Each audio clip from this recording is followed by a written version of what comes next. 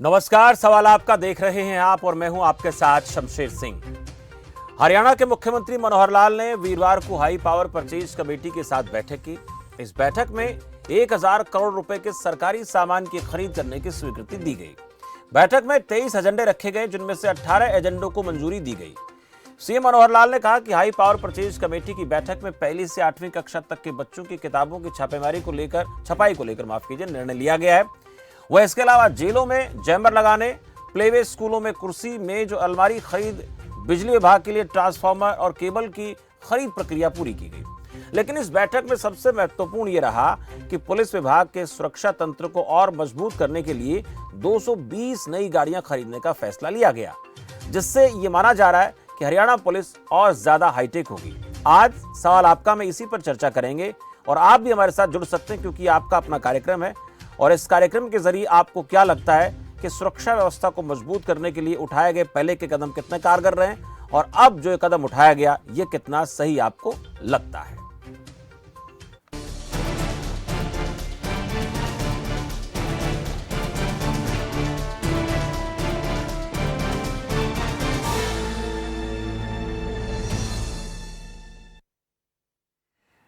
हरियाणा सरकार की तरफ से पुलिस को और ज्यादा मजबूत करने के लिए लगातार कोशिश की जा रही है। पिछले दिनों डायल 112 प्रोजेक्ट के तहत सरकार ने पूरे हरियाणा के लिए 630 इनोवा गाड़ियां खरीदी। जो आप इस कार्यक्रम में देख भी पा रहे हैं कि जो पीछे तस्वीर जो आप देख पा रहे हैं, इस तस्वीर में जो गाड़ियां खरीदी गई उनकी फोटो हमने उसके साथ लगाई है, जिससे सरकार का एक प्रयास है कि जितनी ज्यादा पुलिस हाईटेक होगी, जितनी स्पीड के साथ पुलिस काम करेगी, उनको फायदा मिलेगा। लेकिन अब एक और नई कोशिश सरकार की तरफ से दिखती है, वो ये है कि पुलिस विभाग को और ज्यादा मजबूत करने के लिए, हाईटेक करने के लिए और तीव्र गति के साथ काम करने के लिए कुछ और गाड़ियों को खरीदने की मंजूरी दी गई, जिसमें इनोवा के साथ साथ अब स्कॉर्पियो और बोलेरो गाड़ियां भी शामिल होंगी। प्रदेश में थानों को इनोवा गाड़ियां दी गई। वहीं लोगों को सुरक्षा प्रदान करने के लिए पुलिस को 112 पर कॉल करने के मात्र 20 मिनट बाद मौके पर पहुंचने का दावा भी किया जाता रहा है कि 20 मिनट में पुलिस घटनास्थल पर पहुंच जाती है, जहां सभी को 112 नंबर पर कॉल करता है, डायल करता है। इसका प्रदेश की जनता को कितना फायदा मिल रहा है, ये बहुत अहम है। दूसरी तरफ प्रदेश सरकार ने 220 और नई गाड़ियां खरीदने को मंजूरी दी है, जिसमें माना जा रहा है कि सेवा सुरक्षा सहयोग को गति मिलेगी, प्रदेश में कानून व्यवस्था और बेहतर होगी। सवाल आपका में हम आपको इसी प्रकार के कार्यक्रम दिखाते हैं, जिसमें हम आम जन से जुड़े मुद्दे उठाते हैं और साथ ही ये जानने की, समझने की कोशिश करते हैं कि आम जन को सरकारी योजनाओं का कितना लाभ मिल रहा है। आज जो कार्यक्रम हम कर रहे हैं वो उसके पीछे मकसद यही है कि सरकार की तरफ से जो पहले गाड़ियां खरीदी गई, इनोवा गाड़ियां, या उससे पहले तमाम सुरक्षा को लेकर जो इंतजाम सरकार की तरफ से किए गए हैं, वो कितना कारगर आपको नजर आते हैं। और अब एक और महत्वपूर्ण कदम 220 नई गाड़ियां खरीदने का सरकार ने इस हाई पावर परचेज कमेटी में फैसला लिया है, निर्णय लिया है। उसके लिए बजट भी मंजूर किया गया है। उससे कितना फायदा पुलिस को होगा, अब तक की जो व्यवस्था रही है वो कितना उससे संतुष्ट आप हैं, तो आप इस कार्यक्रम के जरिए हमारे साथ जुड़ सकते हैं। तो सवाल है, उन सवालों पर चर्चा करेंगे, एक एक करके सवाल आपको दिखाते हैं। उसके बाद चर्चा में मेरे साथ खास मेहमान जुड़ेंगे, उनसे बातचीत करेंगे। हरियाणा पुलिस के बेड़े में इनोवा तो हैं, अब तुरंत जो है और नई गाड़ियां मिलेंगी। बोलेरो स्कॉर्पियो की बारी है। फुल प्रूफ सुरक्षा की कितनी तैयारी है, सेवा सुरक्षा सहयोग का नारा, हाईटेक गाड़ियों का कितना सहारा, इससे कितना फायदा मिलेगा पुलिस को। तो तुरंत मिल रही डायल 112 सेवा, उससे आप कितने संतुष्ट हैं, क्या मानते हैं। बोलेरो और स्कॉर्पियो की बारी है, सुरक्षा कितनी फुल प्रूफ होगी, इस पर आप बात कर सकते हैं, कितना फायदा इससे मिलेगा और हाईटेक गाड़ियों का कितना सहारा जो है पुलिस को मिलने वाला है। जो ऑलरेडी पुलिस के बेड़े में गाड़ियां शामिल हैं, जो पुलिस को सुविधाएं सरकार की तरफ से मुहैया करवाई गई हैं और अब और 220 गाड़ियां मुहैया कराए जाने की बात हो रही है, उससे कितना बल मिलेगा। आपके मन में इससे जुड़े कुछ सवाल चल रहे हैं। आपने कभी 112 पर कॉल किया हो, आपको कभी ऐसा लगा हो कि पुलिस को आपने कॉल किया और जो 112 डायल 112 नंबर है उससे 20 मिनट में पहुंचने का दावा लगातार किया जाता रहा है। कितनी जल्दी आप तक पुलिस पहुंच पाती है, कितने वक्त में आप लोगों तक सेवा मुहैया हो पाती है। आपका कोई ऐसा अनुभव रहा हो तो आप वो साझा हमारे साथ कर सकते हैं, क्योंकि नंबर जो है आपकी स्क्रीन पर चल रहे हैं। इन नंबर के जरिए आप अपनी बात रखें। हमारे साथ दो खास मेहमान जुड़ेंगे, उनका परिचय मैं आपसे करवाऊंगा। चर्चा हम इसी मसले को लेकर आज करेंगे और मैंने आपको पहले कहा कि नंबर आपकी स्क्रीन पर लगातार चलते रहेंगे। ये नंबर आप देखिए, इन नंबर पर कॉल आप कर सकते हैं। आपको कहीं इस प्रकार की जो पहले गाड़ियां खरीदी गई 600 से ज्यादा गाड़ियां वो गाड़ियां आपको सड़कों पर दिखती हैं क्या, इस पर भी आप बात कर सकते हैं। ये भी आप बात कर सकते हैं कि अगर कभी आपको इस प्रकार का 112 नंबर पर कॉल करने का ऐसा घटित आपके साथ हुआ और आपने कॉल की, आपको सेवा मिली कि नहीं मिली, इस पर भी आप बात रख सकते हैं। क्योंकि सेवा, सुरक्षा, सहयोग की बात हरियाणा पुलिस करती है और पुलिस को और ज्यादा मजबूत करने का दावा सरकार करती है। कितना सुरक्षा तंत्र मजबूत हो रहा है इन सुविधाओं से, ये चर्चा का विषय मेरे साथ है। डीपी कौशिक इस वक्त मेरे साथ जुड़े, प्रवक्ता भारतीय जनता पार्टी से। कौशिक साहब, बहुत स्वागत है आपका खबर फास्ट पर। नमस्कार सर नमस्कार। कौशिक साहब, पहले ही 600 से ज्यादा इनोवा गाड़ियां जो है वो पुलिस के बेड़े में शामिल होने की बात की जा रही है और थानों को भी ये इनोवा गाड़ियां मिल रही हैं और उससे पुलिस जब अपने हिसाब से गश्त करती है उस दौरान लोगों को कितनी सुविधा मिल पाती है, ये जानना समझना बेहद जरूरी। लेकिन अब और 200 से ज्यादा गाड़ियां, 220 नई गाड़ियां पुलिस को मिलने वाली हैं। इसको लेकर आपका क्या कहना है? ये गाड़ियां कौन सी गाड़ियां मिलेंगी और इनसे जो पुलिस को फायदा होने वाला है वो कौन से डिपार्टमेंट को मिलेगा? उसमें डायल 112 शामिल है या फिर और तरीके भी गाड़ी इसमें शामिल हैं? देखिए शमशेर जी, सरकार ने बड़ा अच्छा कदम उठाया है जी, लाइन ऑर्डर मेंटेन करने के लिए और माननीय मुख्यमंत्री की ओर शुरू से कोशिश की गई है, काम भी किया। अच्छी शुरुआत है। कुछ गाड़ियों की कमी महसूस हो रही थी सरकार को, हम लोगों की शिकायतें भी आ रही थी, टाइम पर गाड़ियां नहीं पहुंच पा रही।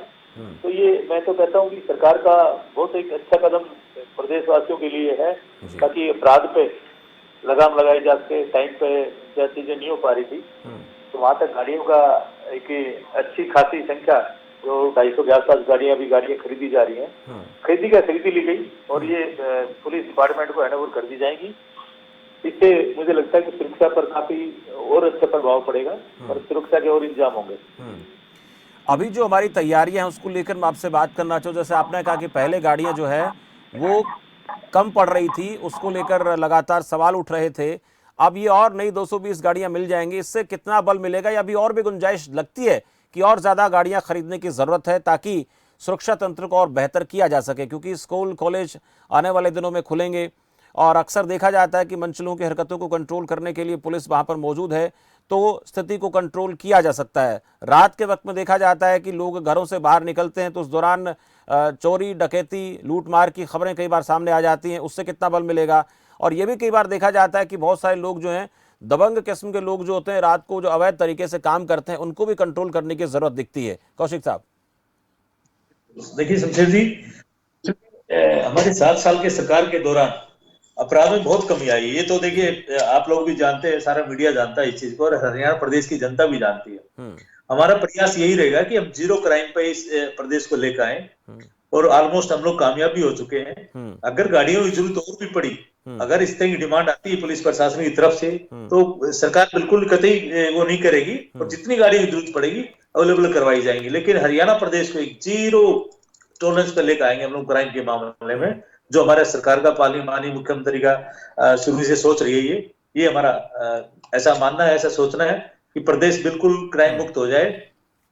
जी ठीक है। कौशिक साहब, आपके पास आ रहा हूं। एक मेरे साथ दर्शक भी जुड़े हैं और इस बीच हमारे साथ दूसरे मेहमान भी जुड़ गए हैं। रणवीर शर्मा है, पूर्व आईजी हरियाणा से। रणवीर जी, बहुत स्वागत है आपका, फोन लाइन पर मेरे साथ हैं। रणवीर जी, आवाज सुन पा रहे हैं मेरी? चलिए, संपर्क उनसे टूट गया है। एक दर्शक मेरे साथ है, करीम खान, मध्य प्रदेश से हमारे साथ नियमित तौर पर जुड़ते हैं। करीम जी, स्वागत है आपका। जी शमशेर साहब नमस्कार। सर नमस्कार।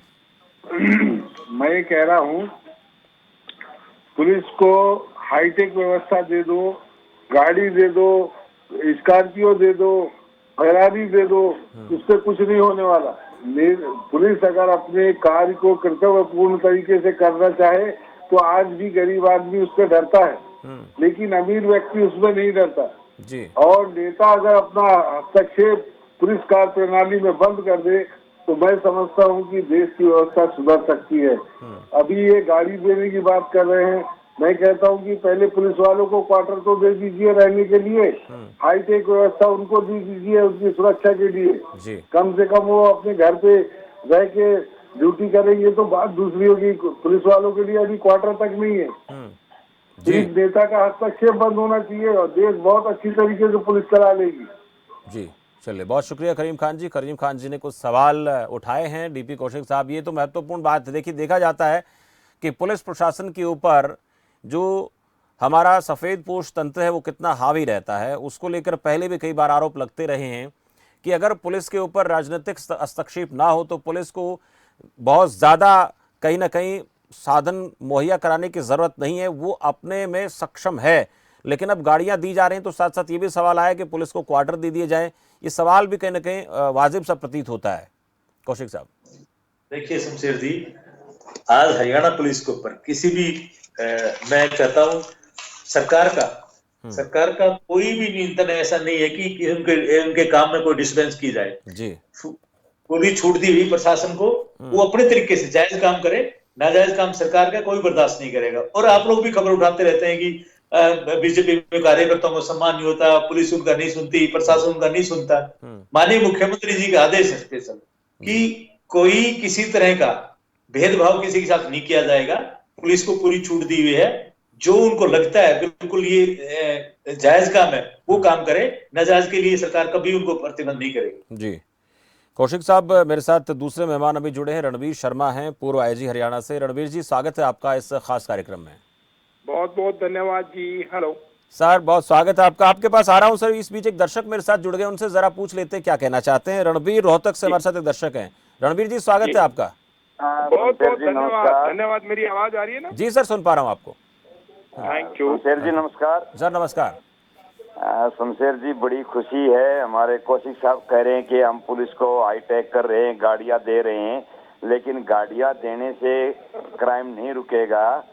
पुलिस की संख्या बढ़ाइए और वीआईपी में जो पुलिस लगी रहती है उसको घटाइए, ताकि देश के और जो पुलिस अधिकारियों के खिलाफ आरोप लगते हैं उनकी भी जांच ठीक ढंग से कराइए। जैसे कि हिसार का मुद्दा आया हुआ है, एसपी की पोस्ट पर डीआईजी बैठे और 50-60 लाख रुपए का घोटाले का नाम हर उसका हमारे दबंग नेता गृह मंत्री वो कान तक नहीं ला रहे। और दूसरा शमशेर जी, कल मेरी गाड़ी का टायर पत्थर लगने से इंदिरा झील के सामने फट गया जी। हमारे को रोड टैक्स किस लिए लेती है सरकार? 5 साल से हमारे रोडों के गड्ढे नहीं भरे गए, हमारे रोना आता ही सरकार पे, सच बता रहे जी। ऐसी हालत देश की बना दी है जैसे कि पाकिस्तान की होगी शायद ऐसी जी। और ढंडोरा पीटते इतना बड़ा। तो कौशिक साहब नाराज मत होना, देखो जुमलेबाजी करने से काम नहीं चलेगा। देश में काम करोगे तो आपका सम्मान बढ़ेगा। हमारे से टैक्स देते हैं, हम सब कुछ देते हैं, हमारे को सुविधा 5 पैसे की भी नहीं। हमारे गांवों को नगर निगम में शामिल कर दिया, टैक्स बड़े बड़े भेज दिए, लेकिन सुविधा पानी की भी नहीं, वो 5वें दिन मिलता। अभी शमशेर जी की कृपा से हमारी लाइन तो दबनी शुरू हुई है, थोड़ा मेहरबानी हुई शमशेर जी आपकी, लेकिन वो भी 5वें दिन आता है। और लाइन दबने के बाद में साफ पानी मिलेगा। भी हमारी लाइन गंदे नाले के नीचे जो की बरतने के लिए यूज करने के लिए लायक भी नहीं। तो कौशिक साहब से हम कहेंगे थोड़ा रोहतक के रोडों पर घूमिए एक बार, आपका बड़ा आभारी होंगे। अब जी रणवीर जी, बहुत शुक्रिया। रणवीर जी, आपने कुछ अहम बातें उठाई, उनको लेकर मैं बात करूंगा कौशिक जी से, लेकिन इस बीच रणवीर शर्मा जी से मैं बातचीत करना चाहूंगा। रणवीर शर्मा जी, कानून व्यवस्था को बेहतर करने का दावा हरियाणा सरकार करती है, उसमें पहले इनोवा गाड़ियां खरीदी गई, अब स्कॉर्पियो बोलेरो को खरीदने की बात भी हो रही है। कितना बल इससे पुलिस विभाग को मिल रहा है, आपको क्या लगता है? नहीं, ये तो सरकार का मैं एक अच्छा स्टेप कहूंगा कि भी उन्होंने जो फैसिलिटीज है मुलाजमों की मूविंग के लिए वो एक दे रहे हैं, बहुत अच्छी बात है। और नेचुरली जो जो जिम्मेवारियां हैं पुलिस डिपार्टमेंट की, उनमें जो ट्रांसपोर्ट है वो भी एक बहुत अहम इम्पोर्टेंट रोल अदा करता है, चाहे वो ट्रांसपोर्ट हो, चाहे पर्सनल हो, मतलब स्टाफ का हो।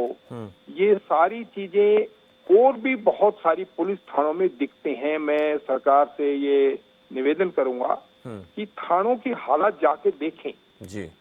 ये ठीक है, ट्रैफिक जरूरी है और गाड़ियां भी जरूरी है हमारे लिए।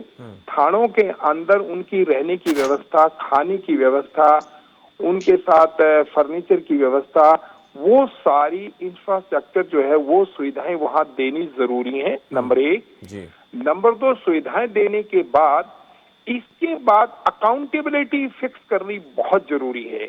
अगर एक गाड़ी पीसीआर में दी है या एक गाड़ी थाने में अलॉट की गई है, उन मुलाजमों की जिनको वो अलॉटमेंट है उसकी अकाउंटेबिलिटी, क्या वो उस प्रकार जो काम चाहिए पब्लिक इंटरेस्ट में, क्योंकि गाड़ी की जो लॉग बुक है वो पब्लिक इंटरेस्ट में भरी जाती है, क्या वो उस प्रकार की सेवाएं समाज को दे रहे हैं, पब्लिक को दे रहे हैं जो उनकी रिक्वायरमेंट है? ये सरकार को देखना बहुत जरूरी है। Accountability. Number 2, interference of the politics. आज हालात हमारे एसपीओ की ये है, अभी किसी भाई ने कहा कि एक डीआईजी को और एक एसपी को लगा दिया वहां पे, वो सबसे ईमानदार एसपी है, बेईमान एसपी नहीं है मिस्टर राणा जी। ठीक है। उसके ऊपर इल्जाम कोई ईमानदारी से आदमी काम करेगा तो कोई भी लगा सकता है। और आप ये भी नोट करें, रिटायरमेंट के आसपास मेरे ख्याल 1-2 महीने में रिटायरमेंट होने वाला है, कोई आदमी इस प्रकार के मतलब इल्जाम में फंसने की कोशिश नहीं करता। वो हर कदम को बड़े फूक के रखता है। तो इसलिए उसकी जांच होने तो कोई आरोप कोई भी लगा सकता है, किसी के ऊपर भी, प्रधानमंत्री के ऊपर आरोप लगा देंगे, किसी मंत्री के ऊपर लगा देंगे, किसी आईएएस आईपीएस पे लगा देंगे। आरोप लगाना बड़ा आसान है, लेकिन आप उसे सिद्ध करिए।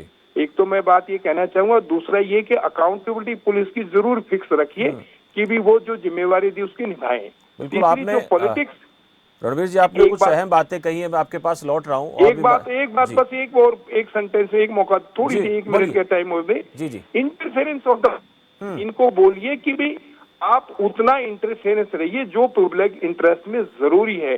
आप एसएचओ भी लगाएंगे, आप डीएसपी भी लगाएंगे। आपने जब एक एसपी लगा दिया, एक आईजी लगा दिया, तो उनकी जिम्मेवारी है वो आगे पोस्टिंग किन मुलाजमों की करें, जिससे कि उनकी अकाउंटेबिलिटी फिक्स करते हुए आप एसपी की और आईजी की अकाउंटेबिलिटी फिक्स करें, तब ये प्रशासन सही ढंग से चलेगा। ठीक है रणवीर जी, आपके पास लौट रहा हूँ। दर्शक मेरे साथ जुड़े वीरेंद्र हिसार से, उनका भी जरा सवाल ले लेते हैं, क्या कहना चाहते हैं। वीरेंद्र जी स्वागत है आपका।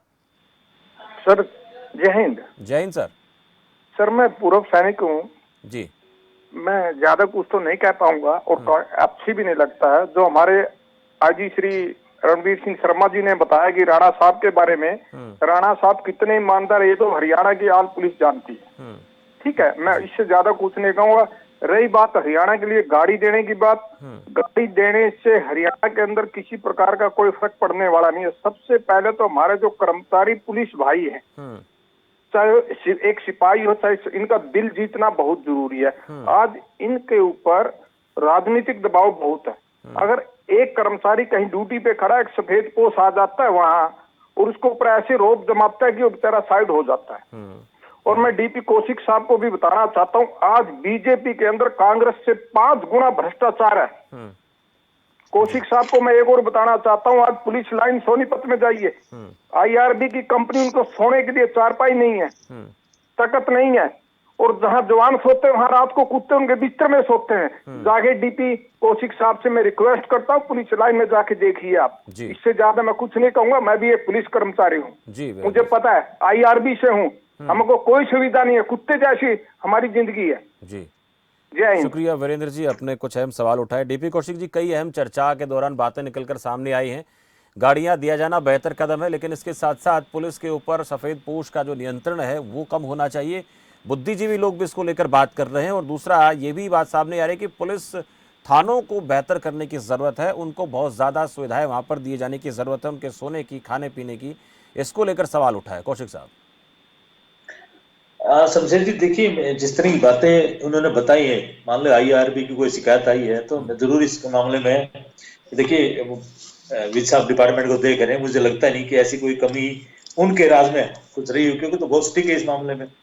और जहां तक ये और दूसरी बातों का सवाल है, मैं आपके माध्यम से बात सरकार तक भी पूछाऊंगा और खुद भी जाके इसमें बात करके बताएंगे हम लोग कि कहाँ क्या कमी रही है। पर मैं एक चीज की गारंटी दे सकता हूँ कि सरकार का कोई ऐसा मतलब वो नहीं है कि सफेद पोश उनके ऊपर कोई जबरदस्ती कर रहे हैं कोई। ये रणवीर जी मेरे बड़े भाई हैं, अच्छी तरह से जानते हैं, ये भी बता देंगे। सरकार बिल्कुल भी नहीं चाहती, वो पहले वाली सरकार नहीं है ये जो आपने देखा होगा पहले के राज्यों में क्या होता था। पुलिस को पूरी छूट दी है, पुलिस निष्पक्ष काम करती है हमेशा। मैं खास तौर पर 7 साल में देखा, मैं तो आपको पता है कि 29.5 साल कांग्रेस में रहा हूं, मुझे सारी चीजें पता है। लेकिन मैं आज इस दावे के, देखिए मैं सरकार की बड़ाई नहीं कर रहा, पर ये चीज मैं जरूर कहता हूँ, मैं बहुत भोगी हूँ। पुलिस के राजनीतिक कोई इन्वॉल्वमेंट नहीं होती है, ये मेरे को अच्छी तरह पता है। बहुत सारे केस ऐसे आए हैं जो सामने हमने मदद करने की कोशिश भी की और वो जायज केस है, फिर भी किसी ने सिफारिश करने की कोशिश नहीं की। ये मैं बहुत भोगी हूँ, मैं इसलिए बोल रहा हूँ। तो अगर कमियां हैं तो हम उसको सुधारने की कोशिश करेंगे। सुझाव है जैसे हिसार के मेरे मित्र ने बताया बिल्कुल इसके मामले में आगे सरकार से बात करके इसका रिजल्ट सॉर्ट आउट करके बताएंगे भी क्या कमी रही IRB के इसमें ना। जी। तो और हमारा मकसद भी यही है कौशिक साहब कि जो भी मसले निकलकर सामने आते हैं, कई बार होता है कि वहां तक सिस्टम पहुंच नहीं पाता है, सरकार पहुंच नहीं पाती है, उन चीज़ों को लोग बता देते हैं खुलकर। कुछ लोग इस बात से भी झिझकते हैं कि अगर उन्होंने सवाल उठाया तो कि उनके खिलाफ कार्रवाई न हो जाए, ये डर कई बार देखा जाता है। लेकिन मंच के जरिए लोगों को अपनी बात कहने का मौका मिल रहा है। मैं बता रहा हूं, आप खबरें निकालते हो, मुझे पता है आपका चैनल शुरू से ही निष्पक्ष खबरें देता है और अच्छी अच्छी चीजें जो सरकार की कई बार कुछ चीजें संज्ञान बनी होती वो आपका चैनल लेकर आता है, इसके लिए आप बधाई के पात्र है। जी शुक्रिया। एक दर्शक मेरे साथ जुड़े हुए हैं, इस बीच उनसे जरा पूछ लेते क्या कहना चाहते हैं। किशोर कुमार बहादुरगढ़ से। किशोर जी बहुत स्वागत है आपका। नमस्कार जी। जी नमस्कार किशोर जी। मेरा सवाल रणवीर शर्मा जी से है, हमारे पूर्व आईजी हरियाणा। जी पूर्व आईजी। मैं आपसे एक सवाल पूछना चाहूंगा जी। जी बोलिए बोलिए। क्या हो सकता है कि ये सब एम्बुलेंस, ये जो इनको इनोवा और ये गाड़ियां दी गई हैं, जिनका सही उपयोग हो रहा है? यही सवाल उठ रहा है किशोर जी, जो बात आपने की इसी को लेकर रणवीर जी ने बात कही कि इन चीज़ों की अकाउंटेबिलिटी सेट होनी चाहिए कि जिस व्यक्ति को जिसके हैंडओवर की जाती है उनका सही इस्तेमाल हो रहा है कि नहीं हो रहा है, और अगर वो हो रहा है तो फिर किस तरीके से हो रहा है। अगला सवाल कोई आपका किशोर जी? हाँ एक सवाल और है जी। कहीं कोई जातिवादक फैक्टर तो नहीं है कुछ ऐसा? जी ठीक है, ये सवाल आपने रणवीर जी से पूछे। ठीक है किशोर जी, मैं जरा बात करता हूँ। शुक्रिया।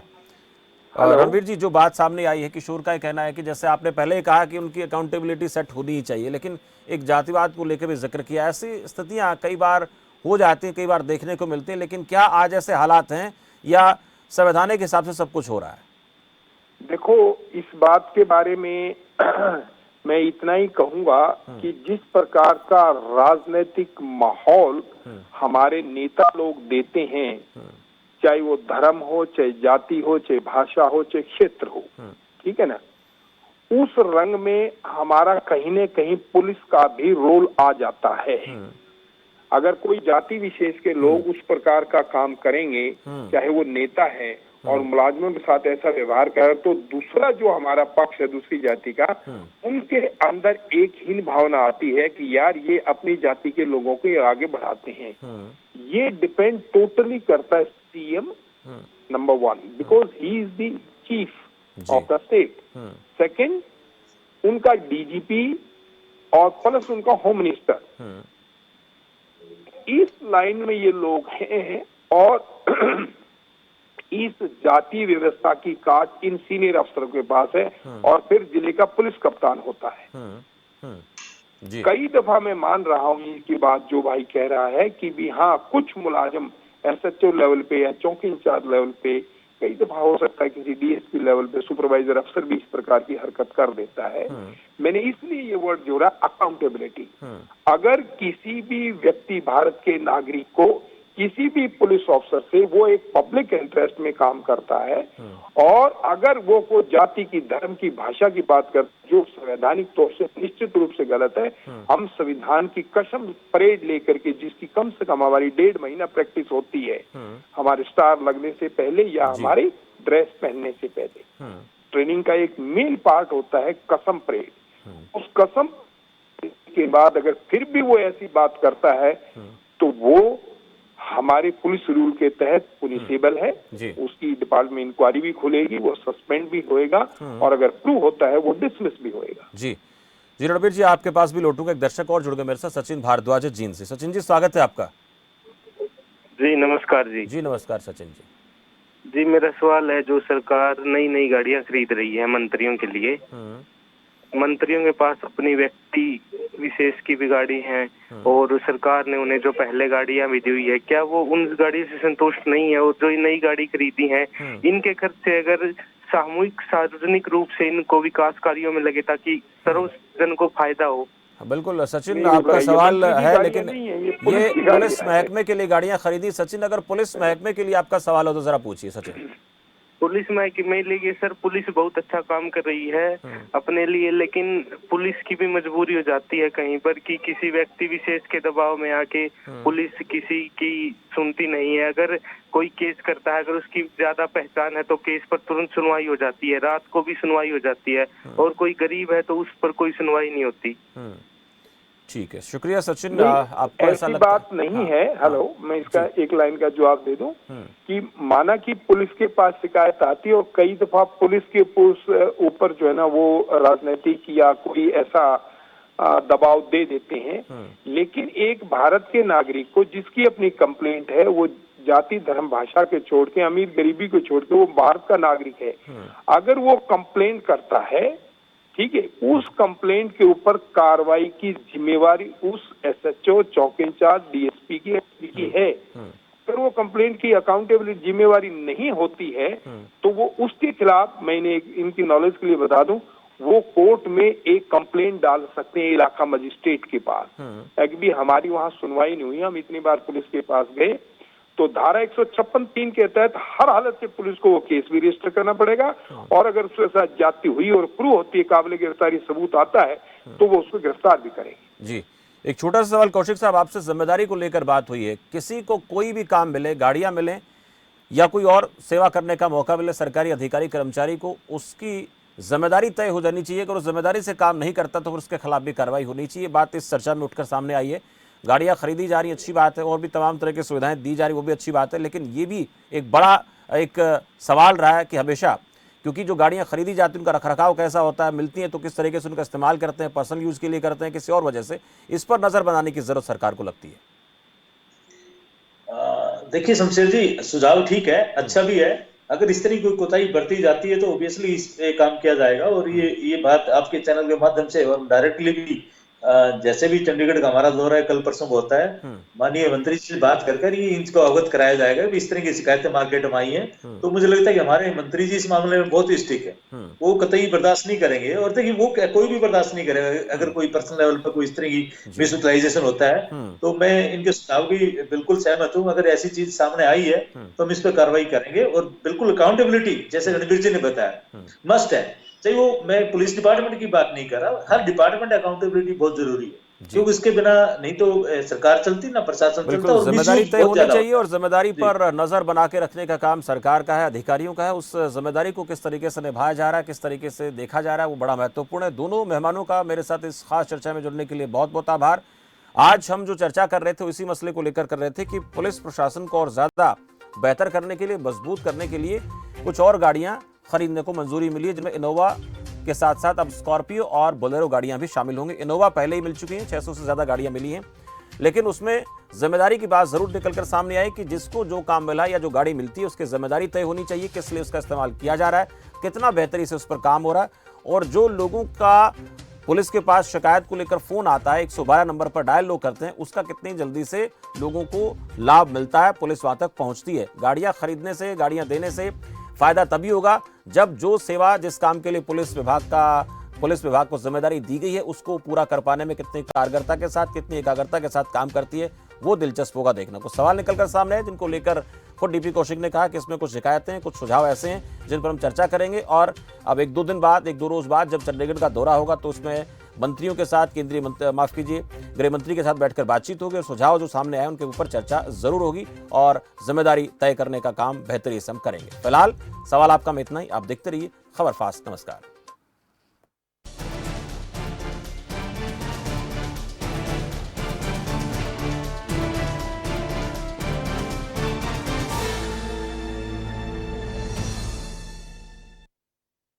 मुल्तानी कोका कफ